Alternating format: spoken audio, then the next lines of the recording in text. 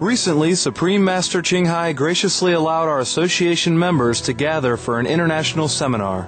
It was a joyous occasion as Master and disciples reunited to meditate and pray for peace.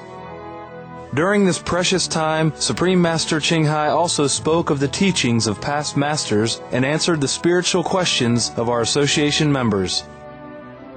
The following is the continuation of a story of an Indian saint told by Supreme Master Ching Hai with the theme, God is Always Inside, which took place on August 26, 2008 during the International Seminar.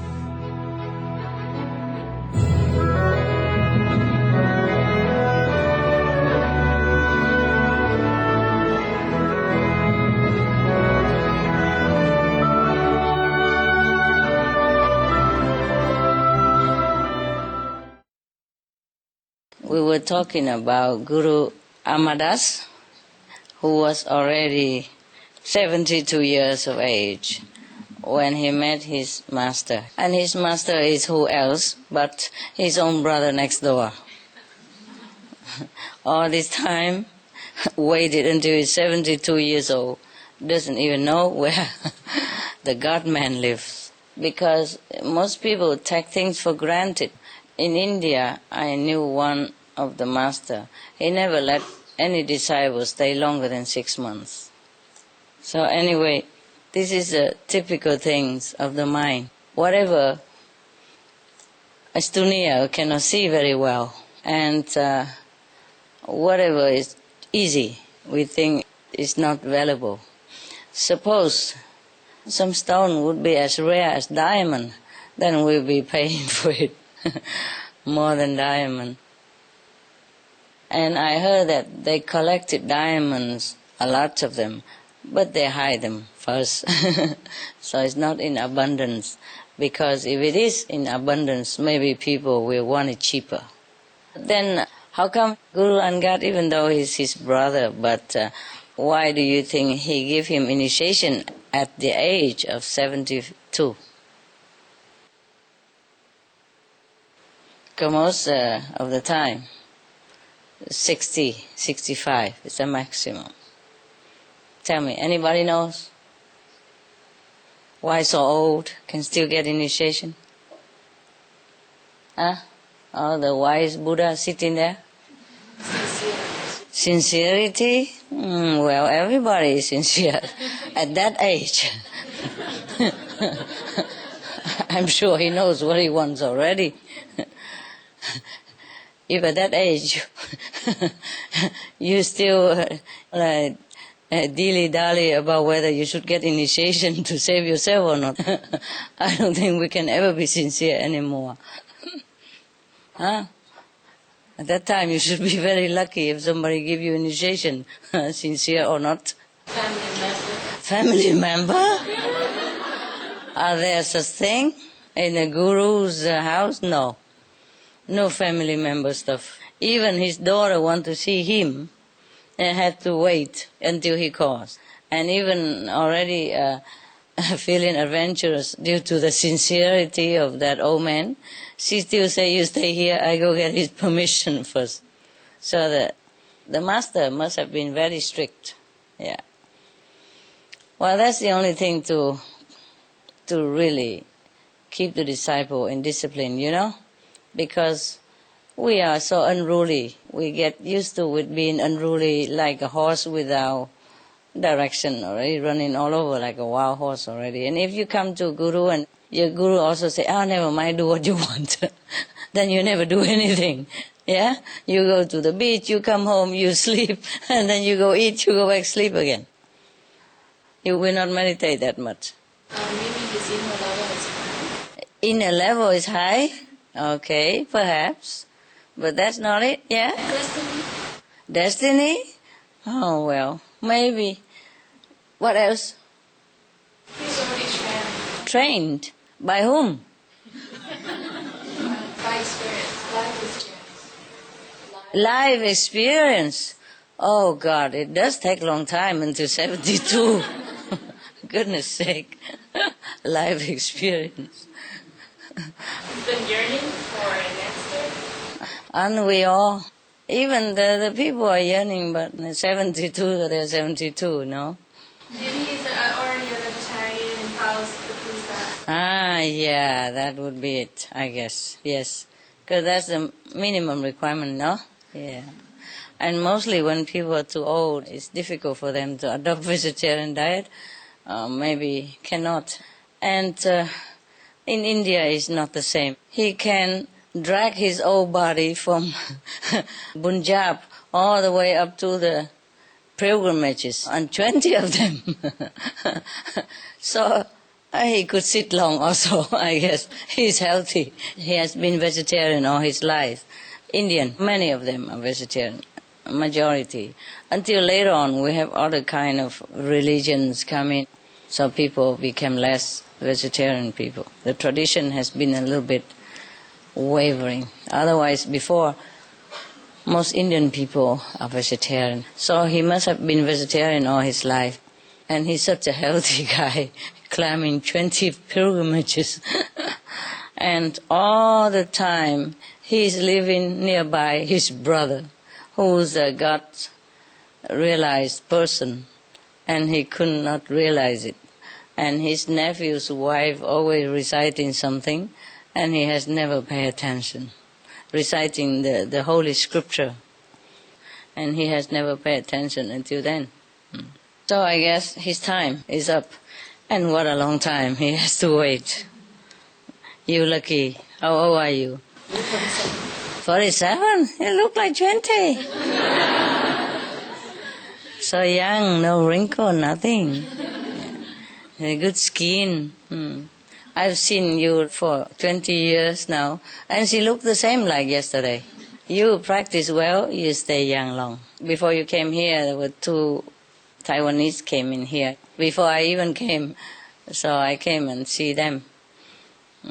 Everybody tried to help in different way. The guys who know electricity, check out the sockets and all that. And the guys who know how to connect television is do climbing on the roof, setting the disc. Everybody's doing something, and make the road, plant the trees, and buying stuff. Everybody helps, so it gone quickly. Now these 2 gentlemen, one of them, of course I know them long time already, almost since the beginning in Taiwan mission. So we were talking, joking, like who is young around here. And then we were running to do something. And then he began to breathe a little bit harder. I say, "What's up, young boy?" He said, "I'm 74 already." Of course, I must know that, but I forgot. I forgot how time flies. And I knew him like almost 20 years or something. At that time, he's only 50-something. And now he's 74. I can't believe it. He doesn't look 74 at all. Of course, he's a little bit more developed over here, like most of the old men. But I couldn't believe he's 74 already. He looked just like before. I can't believe it, that he's 74. Still look very healthy, good skin, pinky, and do a lot of stuff. And some of the Vietnamese in L.A., when I met them again, last time, they say they're 70-something. I said, "What? Really?" Because she doesn't look like that. It's impossible to tell. So I said, "My God, what the secret?"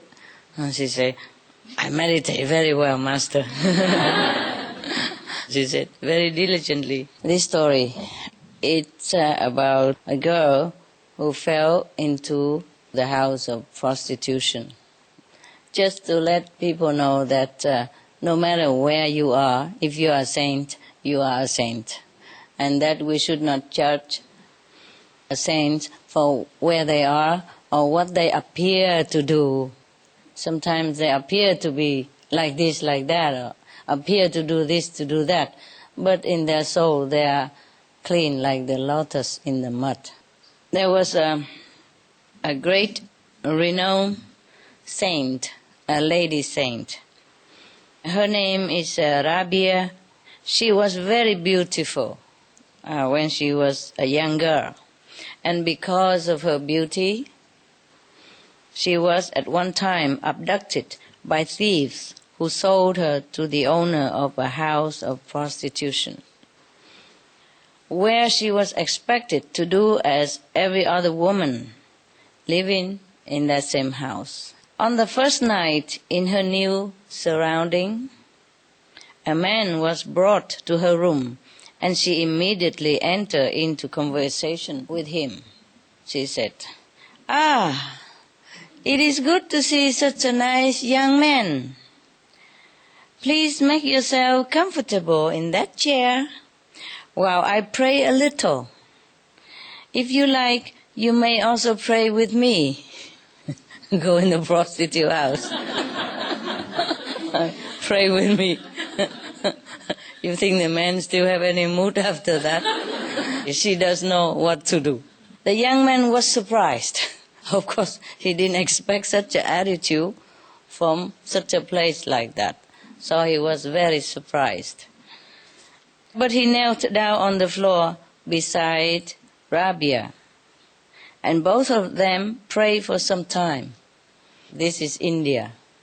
And no matter who you are in India, if you are an Indian, you're brought up from childhood already to know something about God, about prayers, no matter what religions. In India, up to date, most religions, they live side by side together and has no problem. The reason they have any problem may be not always due to themselves, but due to some outside influences. Some people want to make a profit from some turbulence for whatever their convenience or whatever their interest. And some people are naive and listen to them, and then the fight between brothers broke out. It's similar everywhere, it's like that. It started very small somewhere, and then it become bigger and bigger and bigger. And the more people fight, the more both sides die or wounded, then the more of escalation of the hatred between them. And then it will just continue like that. This is India.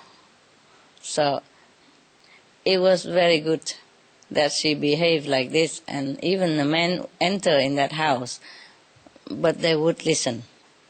After the prayers, Rabia got up and said, "I am sure you will not mind if I remind you that you must die one day." The guy came in for pleasure. And what did he have to do? First he has to kneel there. His knees already tired. And then now he has to remember that he will die one day. What a pleasure. And she continued, "To be fair to you, it is only right that I tell you that the sin you have in mind will lead you into the fires of hell." Oh, it's getting worse all the time. Poor guy, he had tried to forget before he come in, and now she aired it all out.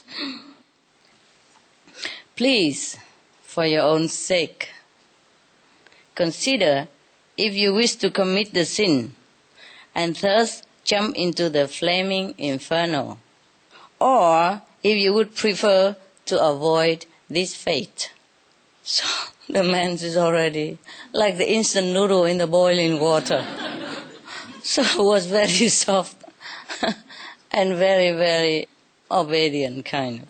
So he said to her, "Oh, good and pious lady, you have opened my eyes."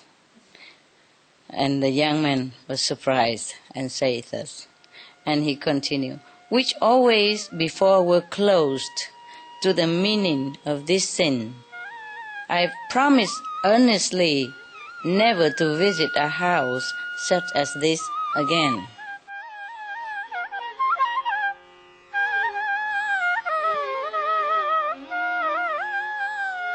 It was a pleasure to have you with us today for Between Master and Disciples. Tune in on Monday for part 2 of the Indian Saint's story told by Supreme Master Ching Hai.